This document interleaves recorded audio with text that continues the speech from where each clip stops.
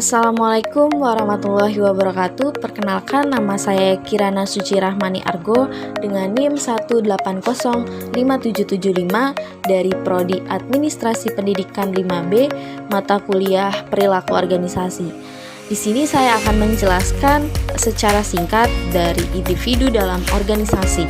Nah, materi yang akan saya jelaskan yang pertama itu ada persepsi dan pengaruhnya terhadap perilaku seseorang.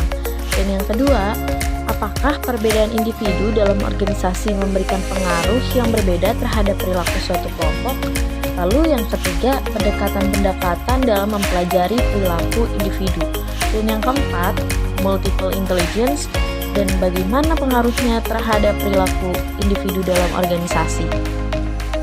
Baik, yang pertama saya akan menjelaskan tentang persepsi. Apa sih persepsi itu?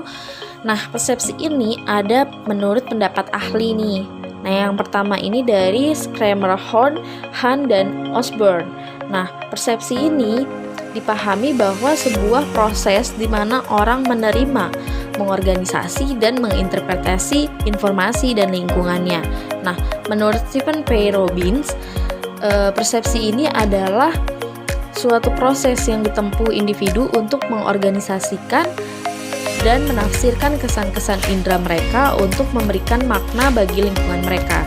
Dan menurut Lutáns, yaitu persepsi sebagai proses kognisi yang kompleks yang memberikan gambaran yang unik terhadap dunia, sebuah gambaran yang memungkinkan berbeda dari kenyataannya. Jadi dapat disimpulkan bahwa persepsi ini suatu pandangan terhadap organisasi yang dipengaruhi oleh kepribadian dan karakteristik yang dimiliki seseorang dalam organisasi.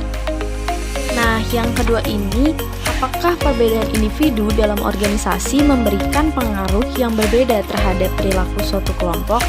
Ya, berpengaruh. Contohnya seperti seorang pemimpin. Seorang pemimpin ini harus mampu mempersepsi sebuah objek melalui kemampuan yang dimilikinya secara cermat dan komprehensif. Dalam hal ini, seorang pemimpin harus memiliki banyak tinjauan atau pandangan atau persepsi terhadap masalah yang dihadapinya supaya dapat menyimpulkan tentang suatu objek yang bersifat selektif dan menyimpulkan hasil secara kreatif. Sehingga, pemecahan masalah menjadi suatu hal yang lebih mudah untuk dilaksanakan dan dapat memecahkan masalah yang dihadapi. Nah, persepsi ini digunakan untuk menggambarkan sebuah proses yang digunakan untuk menunjukkan hasil penglihatan yang diorganisasikan dalam diri seseorang. Nah, dalam mempersepsi ini, seorang pemimpin harus dapat memilih suatu objek yang sesuai dengan keadaan orang lain. Selain itu, prosesnya harus bersifat kreatif dan berpengaruh pada keadaan mental orang tersebut. Seorang pemimpin ini juga harus mampu menyadari pengalaman seseorang yang dapat dilihat pada objek yang tepat.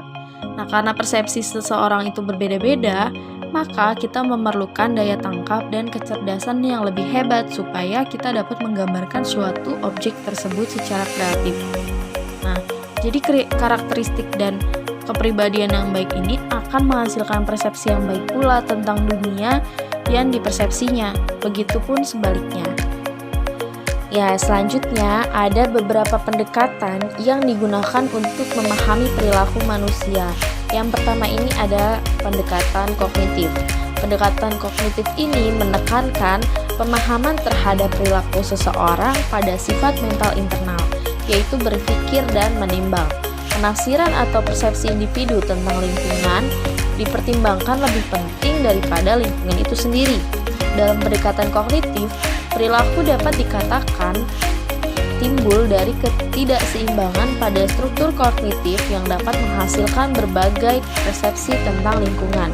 Dalam pendekatan ini, pengetahuan dan pengalaman individu merupakan proses mental yang disempurnakan dengan struktur kognitif yang ada. Akibat dari ketidakseimbangan ini, dalam struktur menghasilkan perilaku yang dapat mengurangi ketidaksesuaian dalam pendekatan tersebut. Nah, pendekatan kognitif ini tidak bersifat historis seperti reinforcement, karena pengalaman masa lalu hanya dapat menentukan struktur kognitif. Adapun perilaku merupakan fungsi dari pernyataan sistem kognitif seseorang tanpa memperhatikan bagaimana pernyataan dapat masuk ke dalam sistem tersebut. Dalam pandangan kognitif, memang terdapat beraneka ragam tingkatan kesadaran mental yang sadar, misalnya mengetahui, berpikir, dan memahami pertimbangan yang sangat penting. Dalam pendekatan ini, data atas sikap, nilai, pengertian, dan pengharapan pada dasarnya dikumpulkan melalui survei dan kuesioner. Pendekatan kedua ini yaitu pendekatan reinforcement atau pendekatan penguatan. Pendekatan penguatan ini menekankan pemahaman terhadap perilaku seseorang pada peranan lingkungan dalam kehidupannya. Lingkungan dipandang sebagai suatu sumber yang dapat menghasilkan dan memperkuat respon perilaku.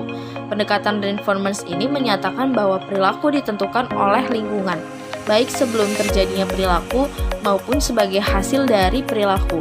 Dalam reinforcement ini, lingkungan yang berada dalam diri individu mengundang suatu respon yang ditentukan oleh keturunan dan sejarah masa lalunya.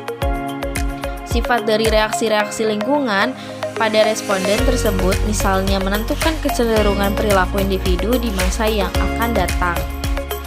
Teori reinforcement ini bersifat historis. Dalam hal ini, suatu respon pada keadaan tertentu menjadi fungsi sejarah lingkungannya. Misalnya, bagaimana seringnya dan dengan cara apa respon dapat dihargai dengan masa lalu. Dalam pendekatan reinforcement ini tidak ada perbedaan antara sadar dan tidak sadar. Aktivitas mental seperti berpikir dan berperasaan dapat diikuti dan menimbulkan perilaku yang terbuka. Dalam hal ini, kita dapat mengukur pengaruh lingkungan dan respon materi atau fisik yang dapat diamati lewat observasi lingkungan dengan pertolongan sarana teknologi. Dan yang terakhir itu ada pendekatan psikoanalitis. Pendekatan ini menekankan pada peranan sistem personalitas dalam menentukan suatu perilaku. Lingkungan dipertimbangkan sepanjang interaksi yang terjadi itu dapat memuaskan keinginan individu tersebut. Adapun perilaku itu timbul dari ketegangan yang dihasilkan oleh tidak tercapainya keinginan yang berasal dari ide masing-masing individu. Dalam pendekatan psikoanalitis, keinginan dan harapan itu dihasilkan dalam ide dan kemudian diproses, dikerjakan oleh masing-masing individu.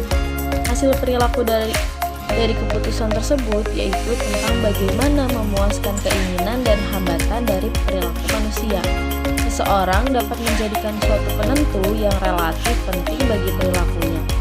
Sifat individu itu diturunkan berdasarkan ketentuan interaksi dan pengembangan masa lalu. Dalam hal ini, hampir sebagian besar aktivitas mental bersifat tidak sadar. Aktivitas ini muncul dari sifat yang ada dalam diri individu secara luas dan dapat menentukan perilaku. Pendekatan ini menggunakan data ekspresi dari keinginan-keinginan, harapan-harapan, dan bukti penekanan dari keinginan tersebut lewat analisis mimpi, asosiasi bebas, dan teknik proyektif. Selanjutnya yang terakhir, yang keempat adalah apa sih yang dimaksud dengan multiple intelligence? Nah, multiple intelligence ini atau kecerdasan majemuk ini merupakan kecerdasan ganda yang dimiliki oleh seorang individu. Manusia ini tidak hanya memiliki kemampuan atau keahlian dalam satu bidang saja, tetapi juga sangat memungkinkan memiliki kemampuan dalam berbagai bidang. Seseorang yang ahli dalam bidang tertentu bisa jadi dia juga memiliki keahlian di bidang lain jika potensinya dikembangkan dengan baik.